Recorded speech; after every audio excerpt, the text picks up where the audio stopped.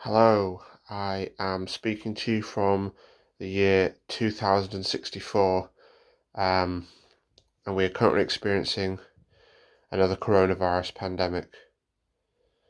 They're calling this one Coronavirus 2, COVID Harder. From what everyone's saying, the first one was better, but that's always the way with sequels. This strain, or whatever you want to call it, has mutated. So it's completely resistant to all known antibiotics, vaccines, and healing crystals. Plus, as well as all of the original symptoms, you get this constant feeling like there's a label tickling the back of your neck, even when there's not. So I spoke to my granddad, who lived through the original pandemic. He says we don't know how lucky we are this time around. For a start, there was no 9G. It was all crappy 4G, which made using the internet a chore.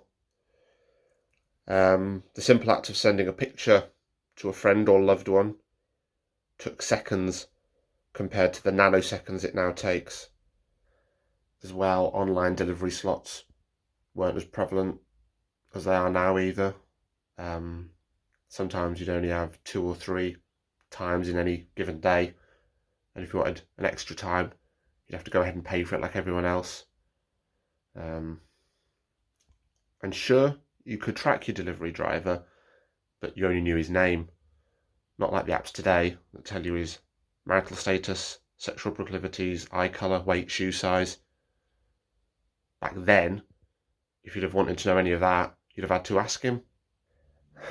And video calls back then were completely different. You know, none of this holograms of your entire family like you've got nowadays where they're stood in your living room. Back then you had to make do with basic video calls where you could only see someone from the chin up. If you wanted to show someone something, you couldn't just tell them to take their hologrammatic asses over to it. You actually had to take the phone over to the thing you wanted to show them.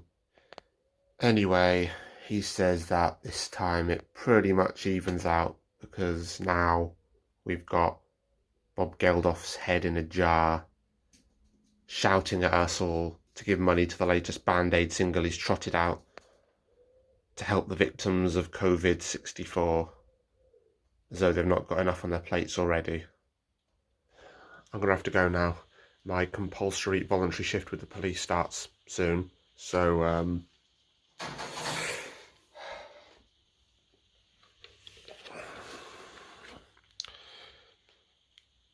wish me luck.